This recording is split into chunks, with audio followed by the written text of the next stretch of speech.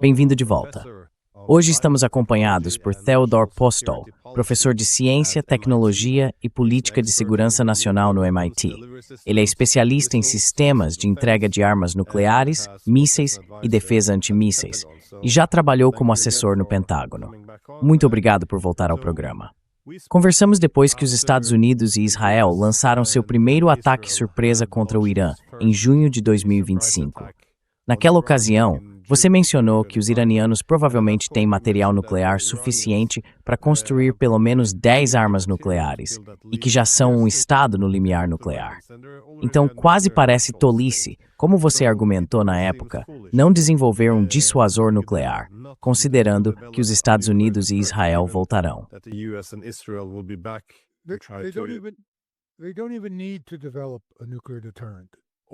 Eles nem precisam desenvolver um dissuasor nuclear. Eles já têm os materiais. Deixe-me explicar um pouco, se tudo bem, o que eles realmente têm. Vamos falar sobre o que eles possuem, como poderiam usar isso e como seria se eles retaliassem após um ataque nuclear israelense a Teherã. Dado o que vimos até agora em termos de comportamento israelense e iraniano, meu palpite é que o primeiro a usar armas nucleares, se forem usadas, seriam os israelenses. Eles têm sido pendemorf por jamaldat e agressivos em outpits.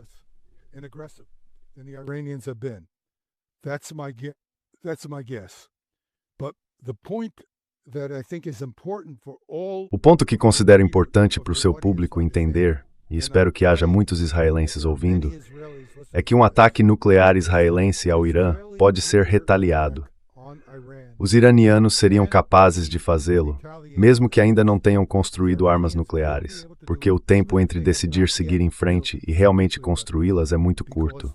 Lembre-se, acabei de mostrar aqueles túneis que estão por toda parte, e mostrarei equipamentos que poderiam facilmente caber nesses túneis e ser usados. Meu palpite é que já existe muito desse tipo de equipamento em túneis que podem ou não ter sido usados para construir uma arma nuclear final. Mas eles não precisam ter dado esse passo final.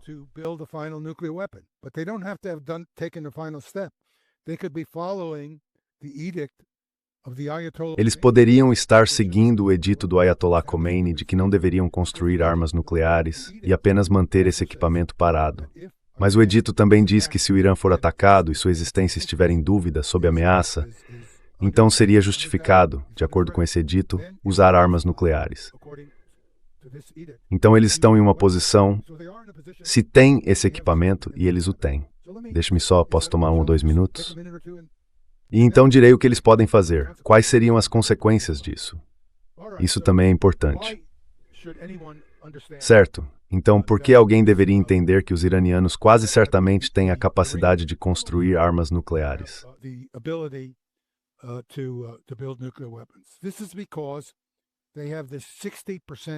Isso acontece porque eles possuem esse hexafluoreto de urânio enriquecido a 60%. Vou mostrar o que é isso. Estes são os recipientes. Aqui está um de hexafluoreto de urânio. Ele contém cerca de 50 quilos de material e é bastante resistente, talvez 1 metro de comprimento, então não é muito grande. O peso total é de cerca de 50 quilos, aproximadamente 100 libras, e contém cerca de 25 a 30 quilos de hexafluoreto de urânio. Isso é suficiente para fabricar uma arma nuclear, uma vez que o hexafluoreto de urânio seja convertido em metal de urânio. Certo, então como fazemos isso? Bem, só para mostrar o tamanho desses recipientes, aqui está o equivalente a 10 bombas atômicas de hexafluoreto de urânio enriquecido a 60%.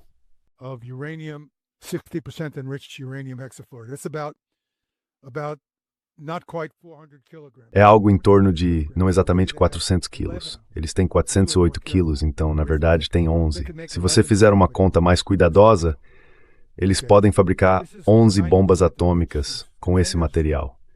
Certo, isso é para urânio enriquecido a 90%. Esses recipientes contêm urânio enriquecido a 60%, então é preciso converter o hexafluoreto de urânio a 60% para 90%. Agora, o motivo de ser hexafluoreto de urânio, que é uma substância química, é porque ele é um tipo de cristal. Se este recipiente de vidro contivesse um cristal muito pequeno, apenas uma pequena quantidade de hexafluoreto de urânio e sua temperatura fosse de cerca de 100 graus Fahrenheit, algo entre 40 e 50 graus Celsius, então é isso que você estaria vendo. 40 degrees Celsius, 50 degrees Celsius. Você não veria o cristal ali. Você só veria um recipiente transparente porque seria um gás. O hexafluoreto de urânio seria um gás diluído, um gás muito leve. E o motivo de você querer que ele seja um gás leve é que ele será colocado no que chamamos de centrífugas. Não vamos nos preocupar exatamente com como essas centrífugas funcionam. Tudo o que precisamos saber é que os iranianos têm essas centrífugas e sabem como usá-las. Isso é tudo o que precisamos saber agora. E eles têm cascatas dessas. Essa é uma cascata específica, 174 centrífugas, de onde sai o urânio enriquecido, que pode ter 90% de enriquecimento. Que espera se precisar de algumas semanas. Com uma dessas cascatas para enriquecer o hexafluoreto de urânio gasoso de 60% para urânio enriquecido a 90%. Mas ainda é hexafluoreto de urânio, então preciso convertê-lo em metal. Não vamos nos preocupar com isso agora. Isso me daria... Não vamos nos preocupar com massa crítica. Deixe-me apenas... Certo, lidaremos com isso depois. Então o que eu faria seria simplesmente soprar... Bem, eu tenho um dispositivo do tamanho de um grande armário que sopraria um gás muito tóxico e de alta temperatura, fluoreto de hidrogênio, através de partículas, através de um gás de hexafluoreto de urânio. Esse é um material de temperatura muito alta e extremamente tóxico. Mas é possível construir algo que tenha, digamos, alguns pés de tamanho para fazer isso. Você tem uma câmara de reação, fluoreto de hidrogênio em alta temperatura, hexafluoreto de urânio em alta temperatura. O que sai são pequenas partículas de um verde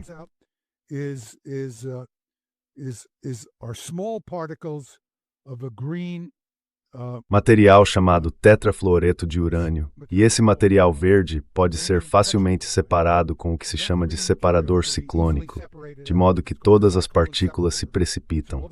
Eu pego essas partículas, coloco em um recipiente com lítio ou cálcio e aqueço o recipiente. É um recipiente de alta pressão.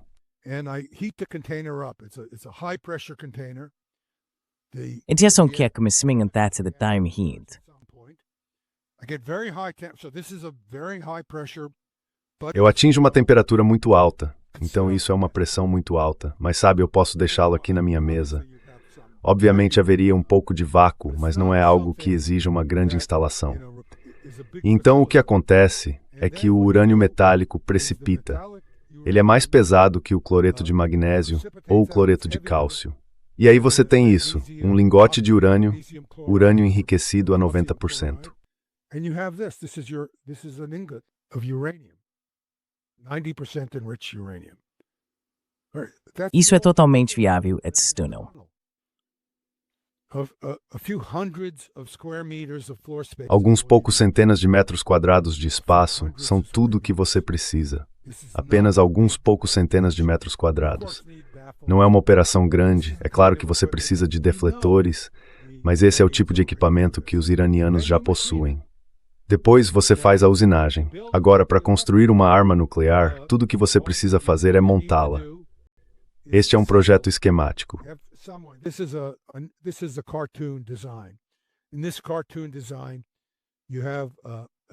Neste projeto de desenho, há uma esfera de urânio 235 e 2 blocos do mesmo material com um pouco de explosivo convencional.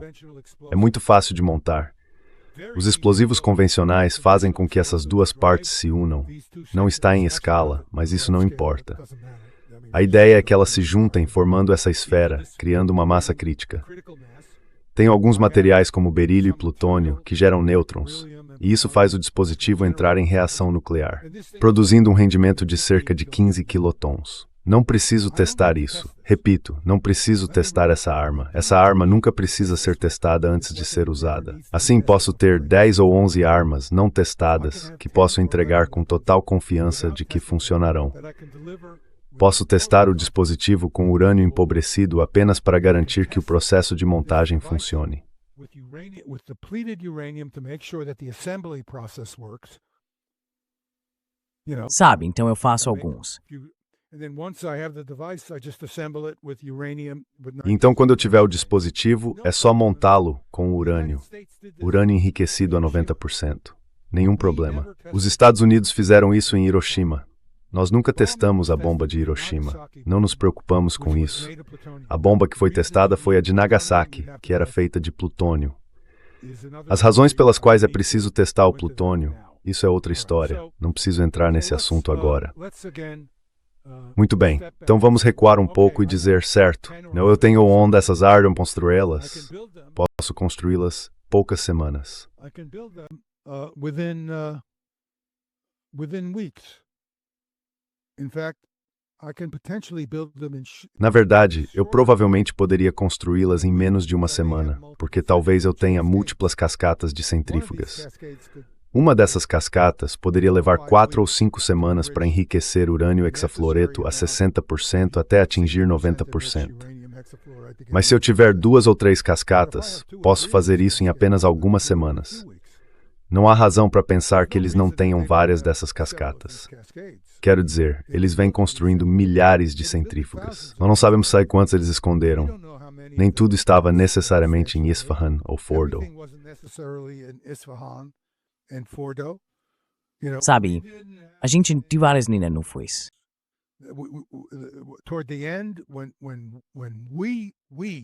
No final, quando nós, os americanos, rompemos o tratado ou o acordo que tínhamos com o Irã para limitar sua capacidade de enriquecimento, perdemos a capacidade de monitorar a construção de centrífugas.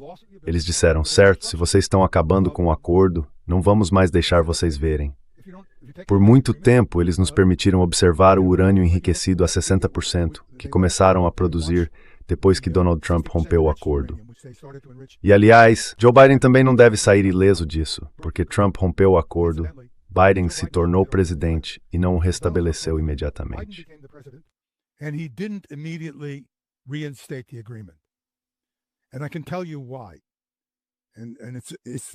E eu posso te dizer por quê. Isso é importante, porque ele está cercado por esses democratas idiotas. Falamos sobre republicanos idiotas. Há muitos idiotas e muita estupidez na comunidade de segurança nacional dos Estados Unidos.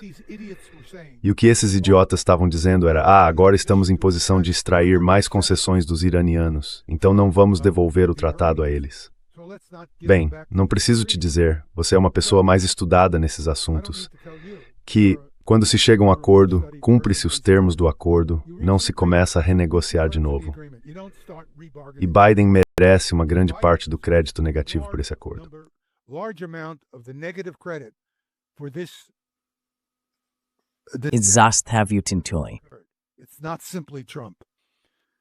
Não é simplesmente o Trump.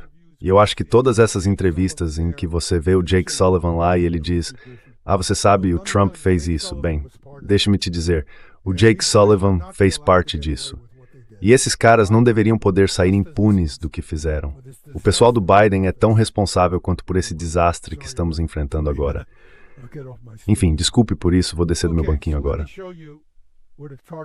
Certo? Então deixe-me mostrar o que um especialista em alvos poderia fazer. E agora estou falando com base em uma experiência considerável aqui. Eu estive envolvido no monitoramento do planejamento nuclear dos Estados Unidos. Estudei os planos, tinha responsabilidades de supervisão, enquanto trabalhava para o chefe de operações navais como assessor.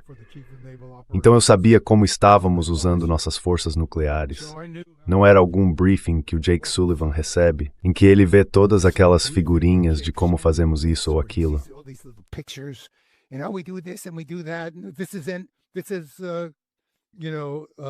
Esta é, você sabe, a terceira resposta. Eu sei onde ficam os pontos zero, ao contrário desses idiotas que se dizem especialistas. Eu sei como posicionar os pontos zero. Eu vi como fizemos isso. Enfim, deixe-me mostrar o que um planejador de alvos iraniano bem informado e estudioso poderia fazer. Antes de tudo, você iria querer causar o máximo de dano possível. Como os israelenses certamente teriam matado um grande número de civis iranianos, agora você está totalmente justificado em atacar civis israelenses também. Eles começaram, eles definiram o padrão, você está revidando. Então essa é a minha suposição aqui. Não vejo outra suposição possível, porque, sabe, enfim. O que eu fiz foi mostrar as bolas de fogo dessas detonações nucleares. Elas têm apenas algumas centenas de metros de diâmetro.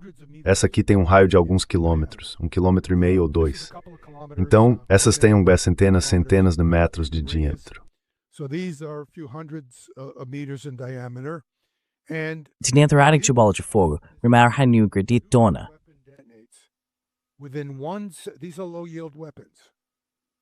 Essas são armas de baixo rendimento. Elas não são armas termonucleares. São simples, você sabe, armas simples, por assim dizer. Em uma fração de segundo, em um centésimo de milionésimo de segundo, uma quantidade enorme de energia é liberada em um intervalo de tempo muito pequeno.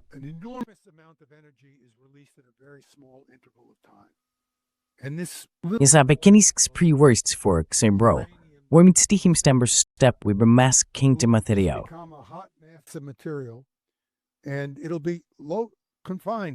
E será de baixa confinamento, apenas alguns metros de tamanho por algumas centenas de milionésimos de segundo.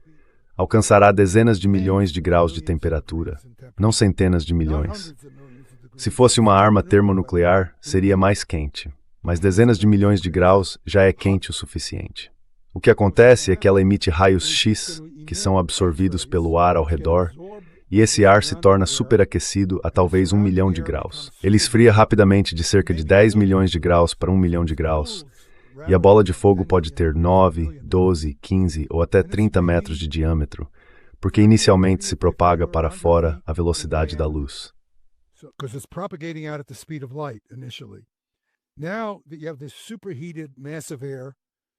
Agora que você tem essa massa de ar superaquecida, ela começa a se expandir violentamente porque sua densidade é a do ar normal, mas sua temperatura é de 1 milhão de graus. Então essa coisa vai se expandir para fora, agindo como um pistão em movimento rápido sobre o ar ao redor, que não tem chance de se mover. O ar se acumula como uma onda de choque na borda da bola de fogo. Quando a bola de fogo atinge seu tamanho máximo, em cerca de 1 segundo, sua temperatura média cai para cerca de 8.000 graus Kelvin, cerca de 2.000 graus mais quente que a superfície do Sol. Mas isso não está a 150 milhões de quilômetros de distância. Está a apenas alguns quilômetros, ou até frações de quilômetros. A luz e o calor irradiados por essa bola de fogo são tremendos.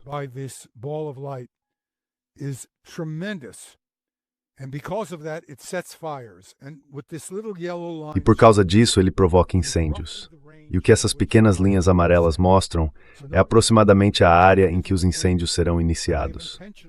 Observe que há áreas entre elas que deixei intencionalmente sem a zona de fogo, porque vou depender dos incêndios para causar danos e mortes extremas. Meu objetivo aqui é maximizar a morte e a destruição com essas 3 armas. Lembre-se de que tenho outras 8 que poderia usar em outras partes de Israel. Então, é isso que acontece quando a arma nuclear detona. Esta é a nuvem de Nagasaki, e o que você vê é uma nuvem em ascensão. Ela é branca, porque está condensando vapor d'água das camadas mais baixas da atmosfera. Uma bola de fogo foi criada em uma altitude mais baixa e sobe por flutuação.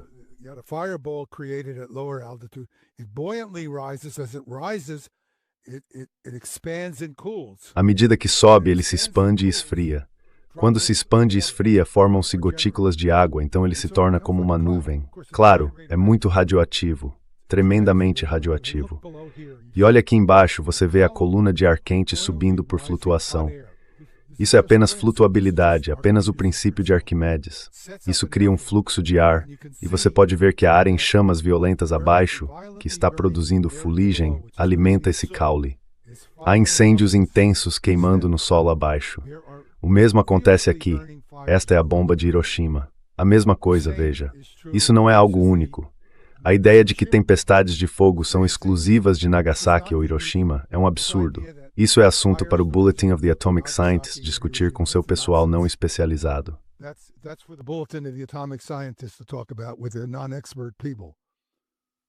É de idade que isso mera de grandes polêmicas. Então, o que acontece?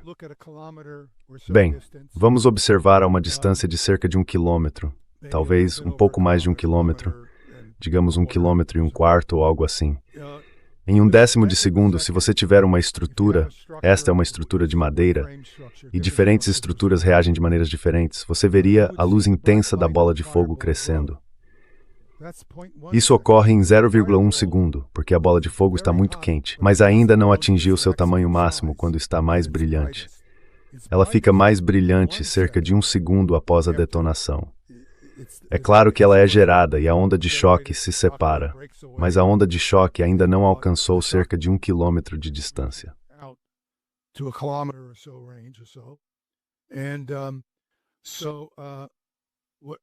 Então, o que acontece é que a fachada desse prédio está pegando fogo e, é claro, pelas janelas ocorrem ignições. O interior do prédio também está sendo incendiado. Cerca de 10 ou 11 segundos depois, a onda de choque atinge o prédio e é possível ver o topo sendo esmagado. A maioria das pessoas se concentra na onda de choque. Ela envolve o prédio, o esmaga e causa danos tremendos. A onda de choque, é claro, causa níveis extraordinários de destruição, mas é um erro e considera-lo o maior perigo em termos de letalidade de detonação nuclear.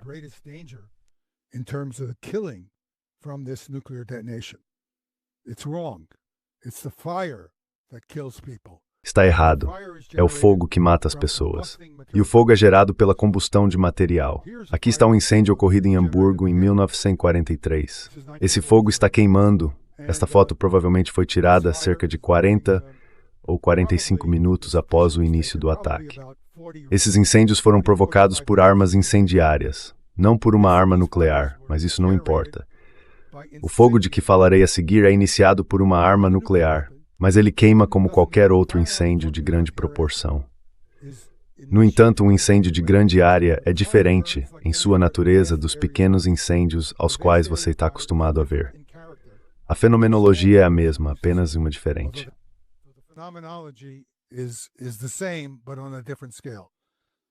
Então, foi como esse lugar foi incendiado, e foi tantas munições.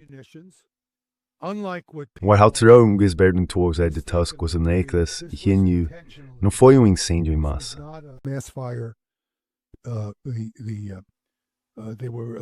Foram realizados estudos detalhados sobre quantos incendiários lançar e em que densidade.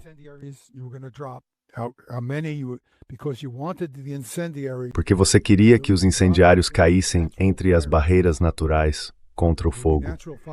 Essas seriam as barreiras naturais que surgiam no processo de iniciar os incêndios. Então os aliados fizeram estudos estatísticos. Isso não foi um acidente. E também não eram apenas munições incendiárias sendo lançadas. Algumas delas eram armadilhas explosivas. O motivo era que se um incendiário atravessasse o telhado, o que era exatamente o objetivo, penetrar os telhados e iniciar incêndios nos interiores, onde queimariam e se espalhariam mais rapidamente. Às vezes havia pequenas bombas acopladas. Assim, se alguém em um cômodo tentasse pegar o incendiário e jogá-lo na rua, ele detonaria e mataria a pessoa. It would detonate and kill them.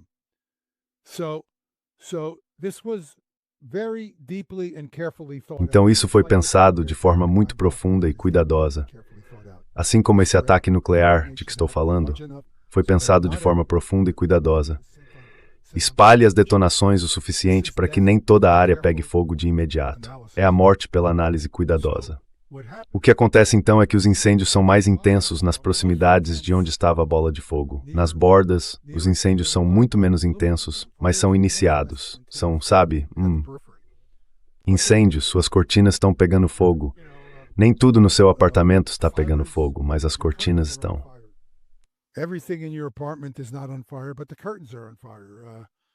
Talvez partes do tapete estejam pegando fogo.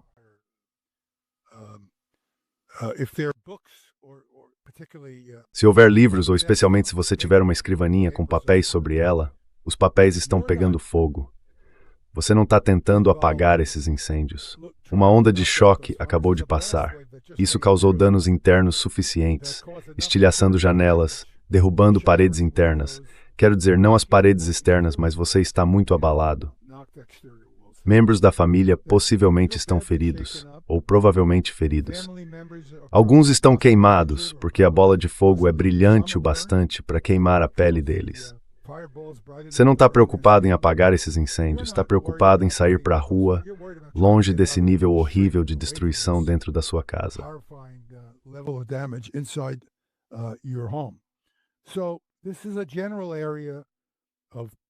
Então esta é uma área geral de preocupação, incontavelmente grande, como se alguém tivesse saído por aí acendendo fósforos e jogando-os por toda parte, simplesmente deixando-os cair. Os incêndios não são extremamente intensos, mas há inúmeros focos e ninguém está lidando com eles. Muito rapidamente, os incêndios no interior começam a fazer o ar subir do solo por flutuação, porque o ar quente sobe. E essa elevação flutuante do ar deixa uma área de baixa pressão atrás de si. O ar sobe. Isso cria um efeito de sucção, fazendo que o ar venha de baixo. E como há assimetria na elevação do ar, ocorre uma competição pelo ar no centro.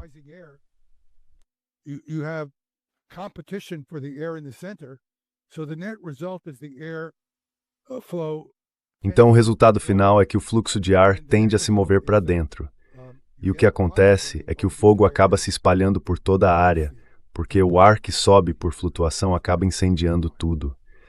Se você quiser ter uma noção da área que acaba queimando, mesmo que existam partes que não tenham sido incendiadas inicialmente, elas acabam pegando fogo. Agora, o benefício, sabe, estou falando aqui em um sentido feroz, quase assassino, é que esse tipo de ataque pode incendiar uma área significativamente maior com 3 Armature Towers posicionadas do que se beber com armas individuais.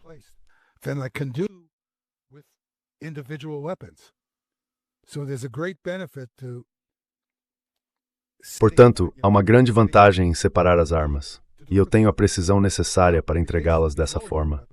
Agora, no caso dessas armas de menor rendimento, a radiação nuclear da bola de fogo é intensa, suficientemente significativa para que em apenas algumas centenas de milionésimos de segundo, essa enorme quantidade de energia seja liberada e em 1 segundo forme uma bola de fogo. Em seguida, Threll Neutron Housed towards today were muito pequeno de ar. As overherbs at the height of neutrons, the half-towers aumentam. Neutron and radiation doses increase if I have a much higher yield weapon. Se eu tiver uma arma de rendimento muito maior, o alcance em que a radiação letal de nêutrons e gama se espalha aumenta, mas apenas lentamente em comparação com a onda de choque e o fogo. Então, se fosse uma arma de maior rendimento, nem valeria a pena falar sobre a radiação letal do que se chama de radiação imediata, porque você já estaria morto pela explosão e pela luz e calor intensos. Mas com armas de menor rendimento, você não é necessariamente morto imediatamente pela radiação imediata. Assim, haveria um grande número de pessoas expostas a essa radiação, algumas recebendo doses letais nas distâncias mostradas aqui, e outras recebendo doses subletais a distâncias muito maiores, que as matariam em poucas semanas se não morressem no incêndio.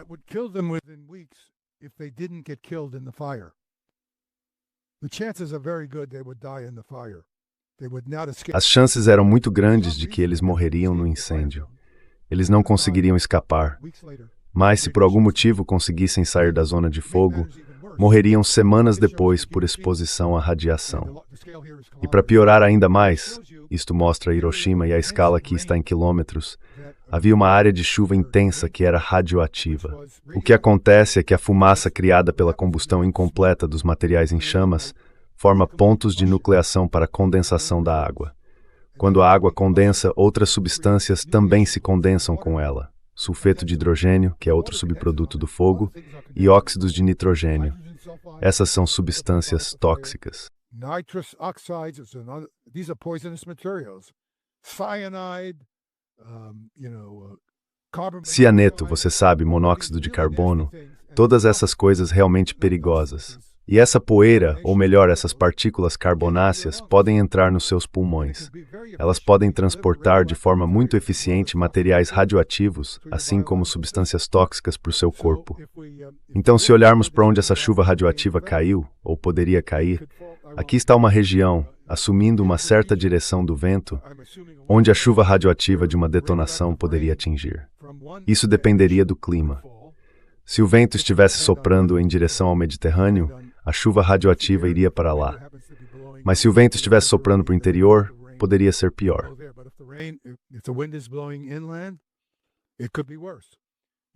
Você testes devidamente para os padrões climáticos em 2030.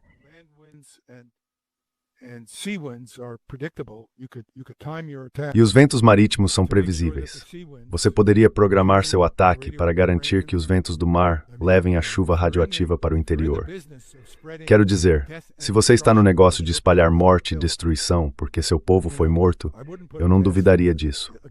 Novamente, se eu estivesse com a mentalidade de ser o mais assassino possível, eu esperaria por um bom ataque com vento marítimo. Sabe, é apenas uma questão de hora do dia. E claro, ainda não tive a oportunidade, mas na próxima vez que eu der essa palestra poderei mostrar, porque é tão confuso. Dá para ver que áreas muito grandes de Tel Aviv, nesse caso a favor do vento, seriam atingidas por chuva radioativa após o ataque nuclear. Muitos ferimentos relative à tua exposição. Isso é apenas a imagem de orbs de um homem morrendo por item radiação.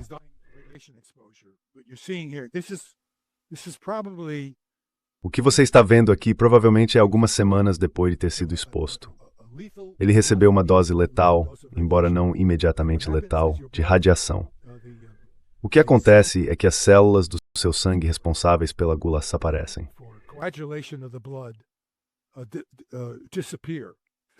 Então seu sangue não coagula e você basicamente se torna um hemofílico.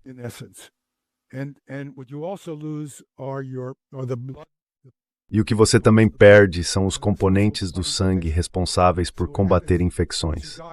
Então o que acontece é que você morre de uma infecção massiva e de hemorragia interna. Obviamente não é uma maneira agradável de morrer. O resultado final é que a retaliação seria possível mesmo que o Irã não tenha atualmente armas nucleares, e é perfeitamente razoável esperar isso.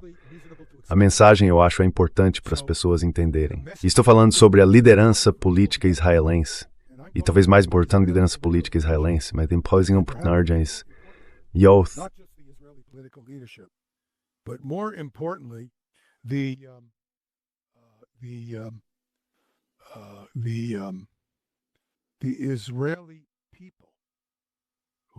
O povo israelense, que não é tão insano quanto essa liderança, deve entender que um ataque nuclear ao Irã seria respondido com uma retaliação nuclear, que o Irã é capaz de responder imediatamente, mesmo que ainda não tenha necessariamente construído armas nucleares.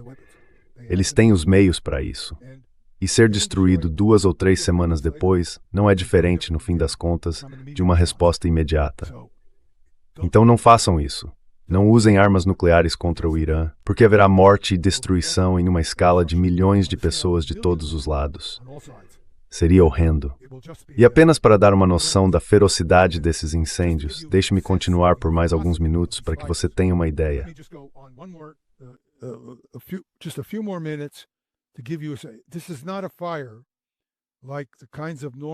Este não é um fogo como os tipos normais de fogo aos quais você está acostumado. Se você pensar em um fogo a partir da sua experiência com uma lareira, sabe, a Noruega é um lugar frio, é bom ter uma lareira.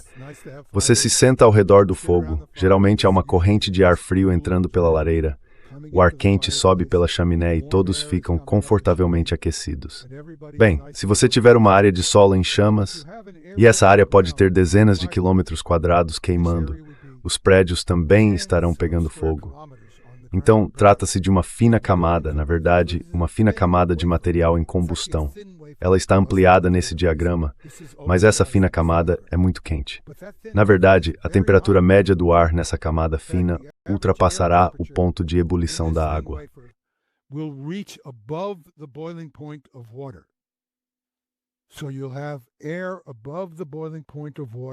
Então haverá ar acima do ponto de ebulição da água, atingindo alturas várias vezes maiores que as dos edifícios mais altos, porque é ali que a combustão está ocorrendo, na altura dos prédios.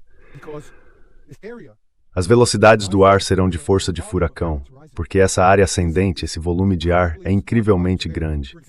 Por exemplo, se eu dobrar o tamanho dessa área, se eu dobrar o raio, a área sendo aquecida aumenta por um fator de 4. 3 vezes o raio aumenta por um fator de 9 ou 10. Assim como a circunferência só aumenta linearmente, o ar precisa se mover cada vez mais rápido para continuar fornecendo oxigênio. Isso é limitado pela flutuabilidade, pela taxa com que o ar pode subir e pela escala da área que está em chamas.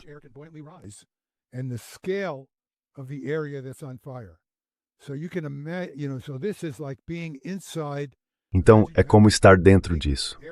Imagine que você tem uma grande área que você incendiou, não apenas pequenas lareiras, mas algo que se estende por 400 metros ao seu redor, e você está bem no meio. O ar entra e sobe por flutuação, e as chamas estão por todos os lados.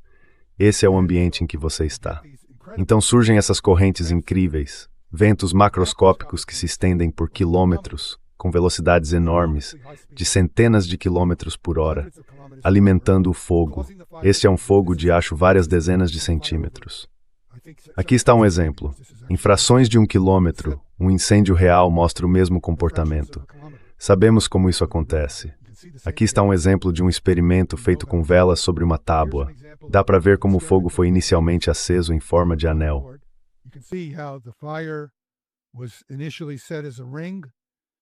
O ringue estava preparado.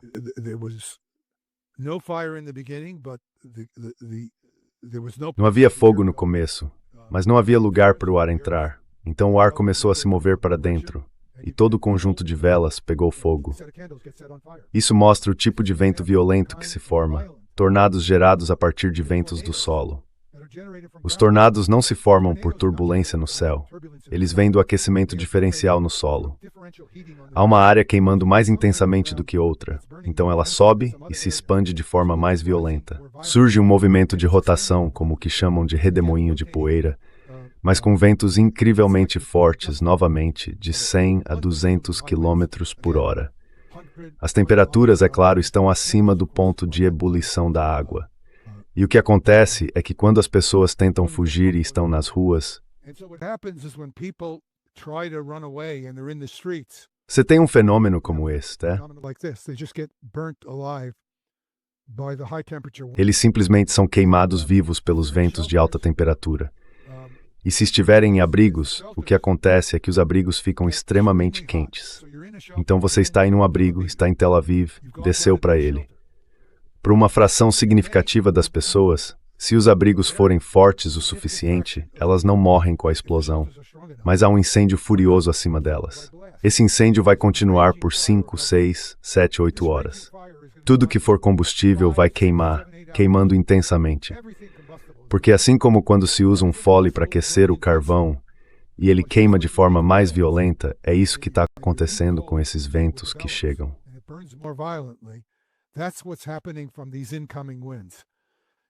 E todo o concreto, todos os tijolos são aquecidos a temperaturas muito altas. E o que acontece é que os abrigos se transformam em fornos. Foi isso que se viu em lugares como Hamburgo e Dresden durante a Segunda Guerra Mundial. Então seria algo além de qualquer coisa que você possa imaginar. Se quiser ter uma noção de como as ruas ficariam, bem, talvez ainda houvesse muitos prédios de pé em Tel Aviv. Muitos deles são arranha-céus, e muitos não seriam derrubados pela onda de choque. Essas são armas nucleares de baixo rendimento. Elas destruiriam todos os interiores dos prédios e incendiariam tudo dentro. Mas talvez não derrubassem as estruturas que estivessem um pouco mais afastadas do ponto real da detonação.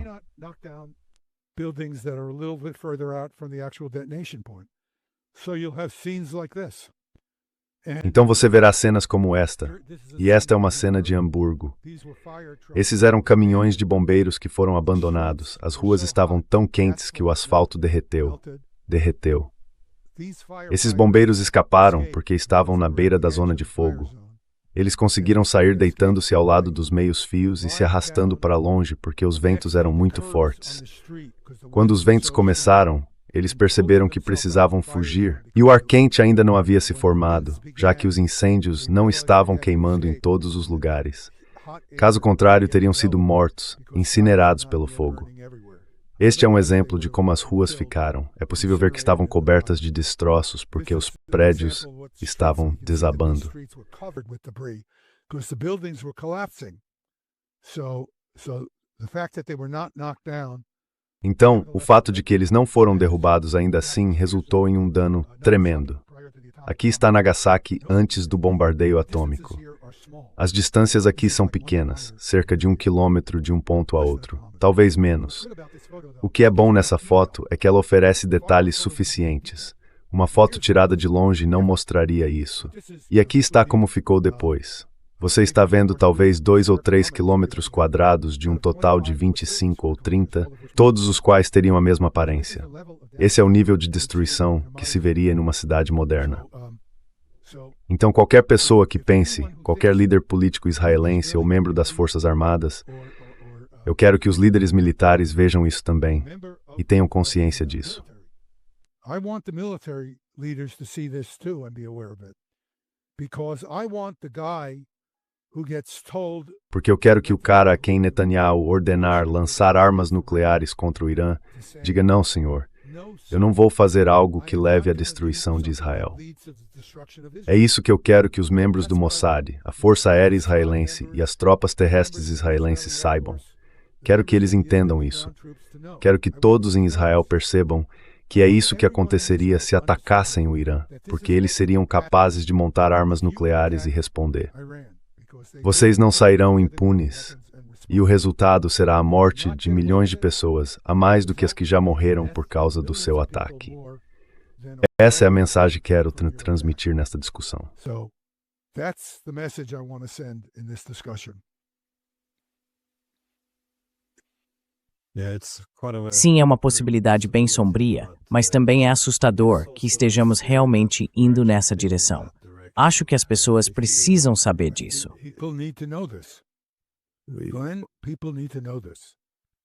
As pessoas precisam saber disso. Não pode ser algo abstrato.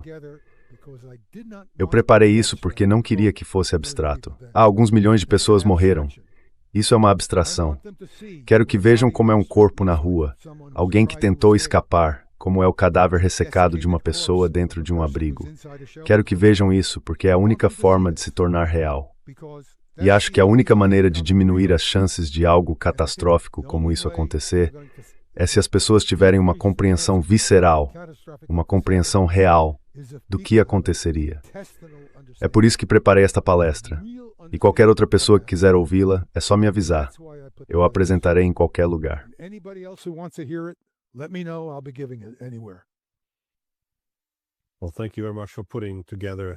Bem, muito obrigado por reunir o material. Não poderia concordar mais com você. A naturalidade de tudo isso, como estamos caminhando sonâmbulos rumo a um desastre desses, é realmente chocante. Depois de todos esses anos, evitando cuidadosamente uma guerra nuclear, é para isso que estamos nos encaminhando. Você tem alguma consideração final antes de encerrarmos?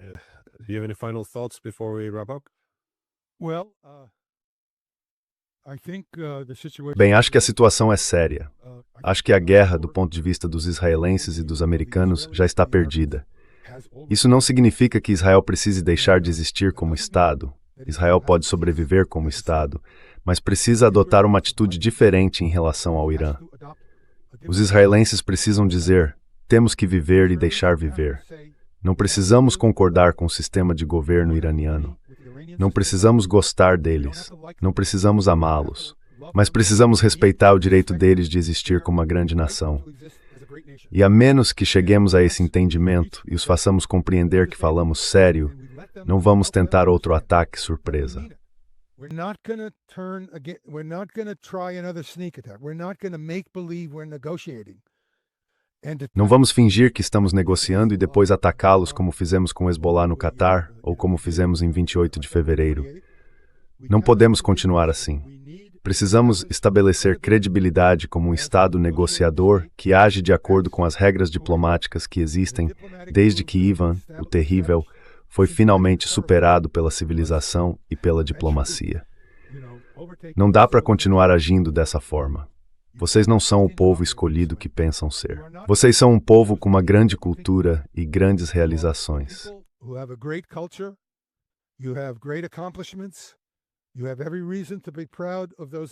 Você tem todo motivo para se orgulhar dessas conquistas, mas não tem o direito de agir de forma assassina assim. nem o direito de desrespeitar os direitos de outros países que também querem sobreviver por conta própria. Você precisa aceitar isso e comunicar isso ao mundo, especialmente aos iranianos, porque neste momento, se eu fosse iraniano, não acreditaria numa palavra do que você está dizendo diplomaticamente. E se eu não acreditar, vou continuar no comando. Vou continuar com esses ataques, e isso acabará resultando em um dano terrível a Israel, além do terrível dano que já ocorreu. Qualquer um que ache que esse dano terrível ainda não aconteceu a Israel deve estar fumando casca de banana. Simplesmente não é. Compreender o que é essa realidade.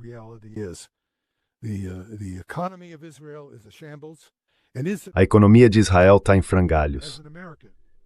E, aliás, devo dizer, como americano, deixe-me ser claro, não me considero um judeu americano, embora venha de uma família judaica.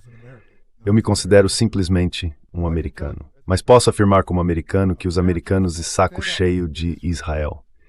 Israel já não tem mais o mesmo relacionamento com o público americano que costumava ter.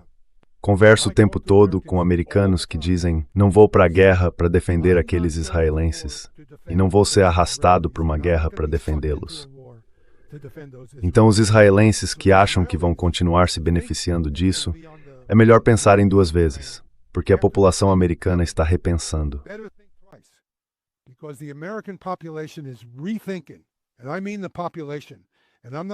E quero dizer a população. E não estou falando apenas dos americanos que não são judeus. Estou falando dos americanos que são judeus. Como eu disse, não me considero um judeu americano. Penso na minha esposa como uma católica. Não me vejo nesses termos. Mas posso dizer que conheço muitos judeus americanos. E não estou sozinho na opinião de que o povo em Israel tem se aproveitado dos Estados Unidos. Estou farto deles.